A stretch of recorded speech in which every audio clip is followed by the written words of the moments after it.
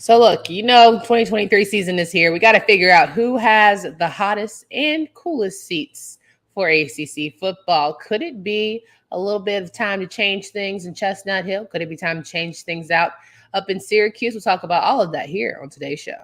You are Locked On ACC, your daily podcast on the Atlantic Coast Conference. Part of the Locked On Podcast Network, your team every day.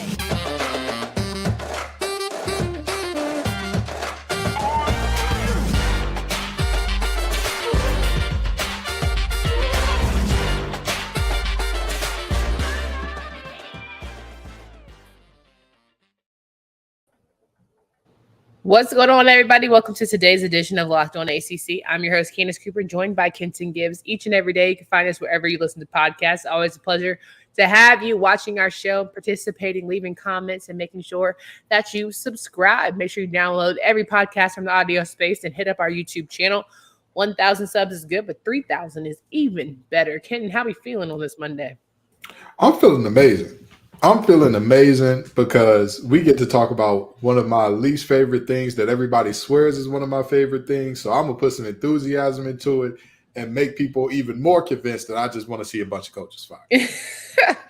We've got a full list today. We're going to talk about who has the hottest seat in the ACC for our football head coaches. We're going to talk about coaches ranked from hottest to coolest, so who can chill out and who also needs to get it going very quickly. Want to waste no time because there's plenty of coaches here to go over when it comes to rankings. So let's dive right into it. We talked about who has the hottest seat offline, and we've already had different opinions.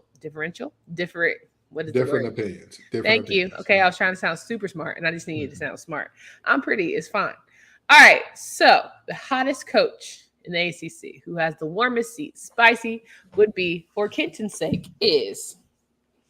I would probably say Jeff Hafley. Because remind folks of where he coaches. Oh, I'm sorry. Jeff Hafley of Boston College has the hottest seat in the ACC to me. Some people would argue against that, and I think that he has the hottest seat only because historically your program hasn't been terrible all the time. Mm-hmm. Like they have not, and not only that, before you got there, they weren't terrible. They were like, meh. Like they had a very established identity, but they were like, meh. And sometimes you had a bad season, sometimes you had a good season. Though with Hafley, that sometimes you had a good season, it's gone. It just hasn't been there. So I think that he's a guy that, like I said, if he doesn't start off this season well enough, it could be all over by game 4 or 5. Yeah, 100%. I personally don't feel like Hafley's seat is as hot as you think, only because of what he's had to deal with in terms of recruiting, in terms of transfers in this new day and age, especially because he hasn't necessarily put Boston College on the map. And it just became more and more evident once, your top name, Phil Dracovic, who everyone's eyes were on, decided to depart and go to Pitt. Now you're in a situation where you have an unknown quarterback, don't know what he's going to do, a very shaky offensive line, and you have a program that doesn't exactly roll with NIL, right? You're trying to slowly get them to get on board with how this new world of college sports works, especially college football. So you're playing with your hands tied behind your back for sure. Now, for me, I think that the coach with the hottest seat, which I'm very surprised you didn't say this, is Dino Babers out of Syracuse. The man has had many a chance. The man has had, a halfway decent season last year. But considering how it ended, I think people are still more frustrated, especially by the game management and the approaches to his games in season, especially against conference teams. So I know that this may be contrary to, this may not make sense to some people. But I'm going to say it like this. If both coaches go 6-6 next year, I think Dino has a greater chance of getting fired. But let me tell you why his seat is not hotter to me. Mm-hmm. Because to me, if he struggles out the gate, I don't think that Syracuse cans him. I don't see a world where Syracuse is like, hey, we need to get rid of Dino right now in the same way that I would see potentially with a Boston College. Like I'm sorry, maybe I'm wrong there. Maybe I'm not justified. Maybe I'm talking out the side of my neck, but I don't see a world where Syracuse looks up and is like, oh man, we've lost some of these bad ones earlier. Oh man, we're struggling out the gate, and therefore we get axed. Now, granted, of course, If you lose to Colgate, that's a different story. Mhm. But I mean, if you look at their first few games out the gate, you look at their first 5 out the gate, you got Western Michigan. Okay, you should win that one. But if you lose it, people are going to be upset, but people aren't going to want to fire you week 2. Then you got Purdue. Purdue on the road, which was the Big Ten West champion last year. Then you got Army. We all know the problems that the service academies present. And then you got Clemson. It's Clemson. So to me, if you're struggling out the gates, if you're him, you get a little bit more grace, a little bit more leeway. But if you're struggling out the gates and you're over there at Boston College, Well, I will think that at the end of the day, Hafley may be more of a coach who, has his resume buttoned up, trying to have certain calls he's making, right? Versus a Dino, who certainly is glad to be there. Feels like he's going to be a Syracuse forever type of time. To me, this is a springboard for Hafley versus Dino, who I think would certainly probably going to be a coordinator somewhere else should he decide to take a different role, or sort of a level down if he wants to be a head coach still. Yeah, and I think that this is going to be a springboard for Hafley to springboard back into being a defensive coordinator and figure it out from there. But I think we could both agree that like these two, if it was tiers of how hot your seat are, these two are in a class of a league of their own per se, right? 100%. Like these two, it's them and then it's everybody else by a mile. I think it's 1A and then 1B. All right. The next coach that we think is in the hot seat, I'm just going to go ahead and say it. I know people are going to be crazy like Candace. I cannot believe you're saying this. Mac Brown. I think Mac Brown's seat is hot. And I'll tell you why. Really? I think having quarterback like Drake May, I think having quarterback like Sam Howell, I think losing somebody like Phil Longo, having a piss poor defense, and then really trying to bring Gene Chizik back and like resurge this defense is not necessarily working. If you don't get 10 wins, what's really going on? That is incredible. That is because I think Mac got the guaranteed lifer. Whenever he want to retire. Well, listen, you can have a lifer, but they can encourage retirement a lot earlier than you were planning. Well, I guess You think he has a lifetime contract at UNC? I mean, I think that whenever he wants, whenever he's sure. Yeah, whenever he's ready, he can go ahead and do that. But I think they're going to make him a lot. I think they're going to make him a lot more ready if they don't have 10 plus wins. That's interesting. 10 too. 10 is a lot. You have the best arguably the best quarterback in the nation. Your defense just has to do enough.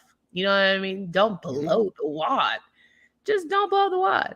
Don't make it quick and easy for your opponent.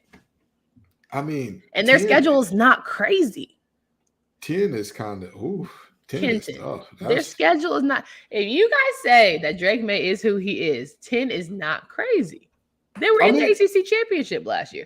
Granted, it was against, we have the whole conference of Coastal Atlantic thing.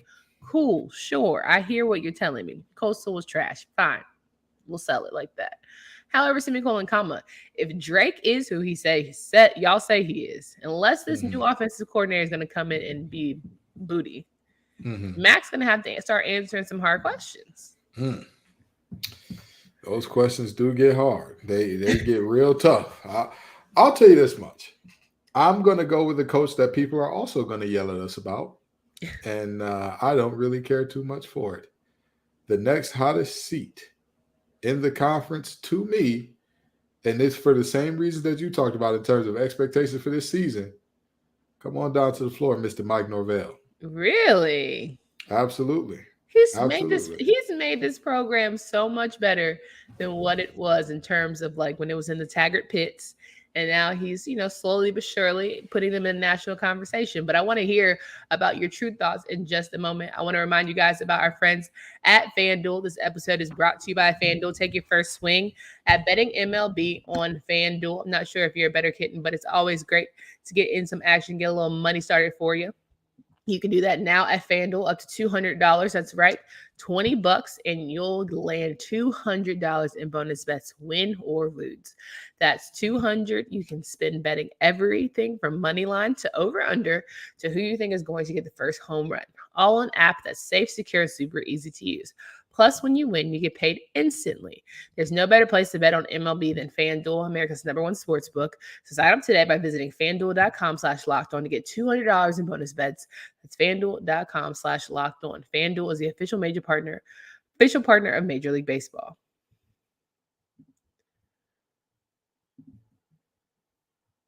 So we're talking with Kenton Gibbs about the hottest seats in the ACC this football season. We're ranking them hottest to coldest, and I think that we've pretty much hit the nail on the head with these first groups between Boston College, Syracuse, and North Carolina. Now, you mentioned Florida State and Mike Norvell. He's putting them on the national stage. You think that this is a do or die for him? Why? Because you talk about, UNC needing Drake May to have success. I mean, I'm sorry, but all those ball players you got over there that are probably not going to have to wait in the green room long, you're not going to be able to walk out of this with a 5 or 6 win season, even a 7-win season. If you're Florida State, you can't walk out of this year with a 7-win season and everybody's like, trust the process. Norvell's all right. You're right. They are in the national conversation. But you know what happens when you're in the national conversation to start off a season? It gives a lot of opportunity for you to do a straight nosedive. Straight nosedive. So I'm not saying that they do a nosedive. I'm not saying that I believe, hey, this is a bad team or anything like that. But what I am saying is if they turn out to be a bad team, they're going to be looking for a new coach down there in Tallahassee. 100%. All right, next coach that I think has a bit of not too much worry, but certainly turning heads and figuring out what is really going on with the program, that would be Tony Elliott out of Virginia. I think that with everything that's going on, I think you got to have some sort of semblance that you know how to take this team and program to a national type conversation, given where you just were previously with Clemson. I mean, the cards were stacked against you, all of the things, all of the storylines, but in the day, football is the name of the game. Wins and losses are what matter, but keep people's paychecks rolling. So I think it's very important for him to have a strong showing. 4 games, that's all I'm begging, right? And that's going to be tough. Yeah, I actually think that Elliott has one of the cooler seats, at least for this year, in the ACC. Really?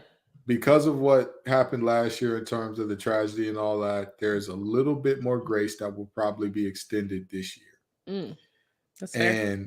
And with that being said, that's why I don't think that his seat is as hot as the people in this next tier, where it's like, hey, if you have a bad season this year, you're probably out. And that's probably the end of the road for you, Bucko. Like, there's no way around that. So I'm looking at Elliott, and I see the vision. I get where you're coming from. Under normal circumstances, I would agree. He would be darn near the tier with Hafley and Dino, but it's just not the case because of what he's went through, at least in my opinion, what that team is going through.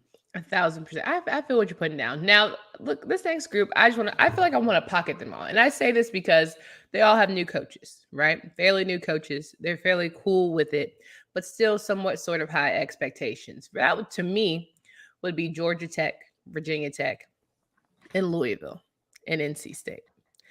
Now, I think NC State, I know their coach has been there for a good little minute, but it's sort of like, this is who they are. This is what we've got established. This is where we're going. I think they have sort of the more cooler tiered, and we could talk about them in a group, but those would be the next group of people that I think will be all right. And maybe Pitt too. I'll tell you this much. Doran is at a place where he can afford to have potentially one bad season here. And like, people are always going to be calling for your head in Raleigh anyway. Sure. But he can have one bad season here, and I don't think that he's out. However, actually, I think everybody in this group is pretty safe, but I think it's interesting to put Louisville in there because the way they believe in Brown, baby, that man could go 0-12 this year, and they'll be like, hey, trust the process. He's going to get it right next year. Key, he's a guy that all the alumni love. So I think that his seat is pretty cool. Super cool. Well. I think his seat is pretty cool as well. Yeah. I think that, to me, Miami, if we're going to put them in there.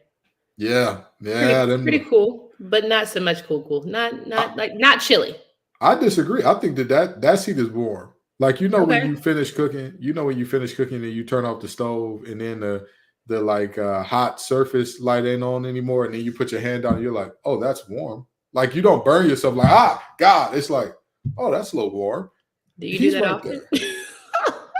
I've been trying to cook more to help lose weight, okay? I've been trying not to eat out. What they got to do with just putting your hand on the stove? What they got to do with putting your hand on the stove? Because I'm in the kitchen doing other stuff, and then I put my hand down, and it's not on purpose. It's not like, ooh, I want to feel some heat on my hand. Like, it's just like, oh, my bad. And even then, it's not like hot. It doesn't burn. You just feel warmth under your hand. You're just like, oh, the stove's still a little warm.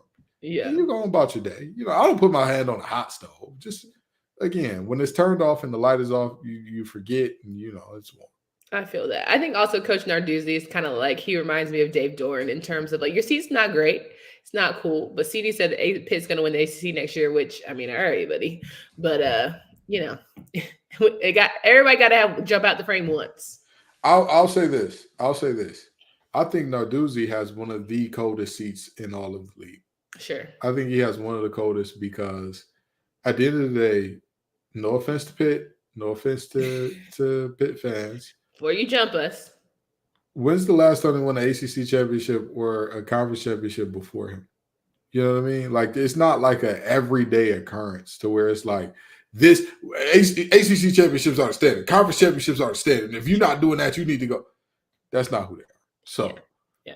And I don't think the Pitt fans have that delusion in their head of like, that's who we are, period. Yeah. So, with that being said, I'm seeing a team that I'm like, man, I highly doubt. I would be very, very surprised if anything were to happen in Narduzzi, or if even whispers were to start about Narduzzi, barring an absolute dumpster fire of a season. All right, so then I want to get into my 3 coldest. Like, ain't no way. Nothing's going to happen. You know what I'm saying? Like, this is just not going to happen. Let's start with Duke. Just not going to happen.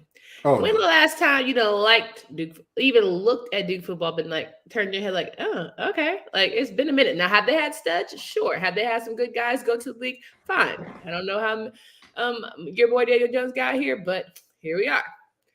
However, semicolon, comma, as a unit, it's been a minute since Duke has been even a semblance of relevant. So I think he has a nice cold chili seat. Oh, absolutely. Absolutely. I think he's there till he don't want to be. I think that his seat, having success at Duke in football is like really big time. Mm-hmm. Really big time. His seat is cold as ice. He don't got it, there's nothing forcing him to get up anytime soon. Nah, 100% think that as well. Now, let's talk about Wake Forest and Coach Clawson. I think he is at Wake Forest as long as he wants to be. But I think he doesn't be there I don't think he's there forever. Here's the thing. For me, Clawson is in that middle tier because he's got to show and prove something. Those Wake Forest teams were really bad and popping out a decent year once every 4 to 5 until Sam Hartman came along. And so now the question for you is going to be the same question people asked Bill Belichick after Brady left. Who are you without the guy? Who are you? And not to say that Sam Hartman is Tom Brady, but just to say that those two guys covered up a lot of stuff, potentially. Covered up a lot of stuff that otherwise would have got exposed. I think it's Sam and the other boy. Who was the other boy? The African-American quarterback. You remember him? From what school? Wake Forest. And he played behind Sam, and he ended up going to Georgia, and then he wasn't at Georgia. It was that whole thing. Oh, yeah. I know you're talking about. It was a big stocky, like he was cock diesel. Yeah, wasn't he on QB1, the show? Maybe, but we ain't never heard from him since. He on QB6 now. Yeesh. QB6 is crazy work. That's some crazy work. But no, I get you. I think the coldest seat, obviously, here in the ACC would have to be Dabo. Oh, of course. Dabo, he's never leaving. I mean, until he wants to leave. Dabo will leave when he wants to. He's retiring at Clemson. I don't know. People are saying that he's the heir apparent to Bama because he played down there, and so. What that mean? I'm just telling you what the streets. But if you are sure, but if you've already done what you could potentially do at Bama, why go somewhere else? That's fair. That's fair. And let me say this. I know we already talked about him, but when we're talking about the tiers of the coldest seats, I really don't see how Mac Brown's seat could be hot. Kenton, I I don't don't know see why. it. I don't know I don't why. see it. I don't see it. I don't. It's hard for me to see how that seat could be hot. It's hard. That's a tough one right there. Whoop, there it is. We said this at the top of the show. See that you were late, but I said, look, I already know it. We're not winning the ACC. I just want us to have a 10-win season, or else Mac needs to go ahead and consider what he's doing. I mean, again, 10 is a really high bar. That's a really high bar for a team coming out of Coastal and playing everybody. You think that North Carolina doesn't have a chance to win the ACC? I think or get 10 wins. I think they have a shot. I just think that that's a high bar. 10 wins. 10 wins. Okay. See, do they have a shot at 10 wins? I'll say this. I think they have a better shot at 10 wins than winning the ACC. Well, Ken, that's like duh. I mean, that's all I got for you. I don't think that they get 10. I don't think that they get 10. So, okay, if they don't get 10, I think, again, that's why I put him hot on the seat. He up at the top. Mac Brown, you got Drake May at the helm. There's no reason. Reason. To me, if they get 8, Mac is gonna be there. Here's the thing. He's gonna be there after 8 wins. Y'all aren't gonna sit there. Are you gonna question him? That's what I'm asking you. Am I gonna question him? You just think it's North Carolina, man, whatever. I know who Mac Brown is at this point. Like, who North Carolina is though. That's what I'm trying to say. Yeah, but that's my point. Okay, so I've talked about this multiple times on there, right? But Dan Woken talking about Dave Dorn, and he said NC State just signed to an extension. That shows you that 8 wins can get you a huge extension at NC State. And my immediate thought was, how many schools would that not get you a big extension? 8 wins at North Carolina in football? Brother, they're going to build you a statue. They're going to name the stadium after you. All right, relax.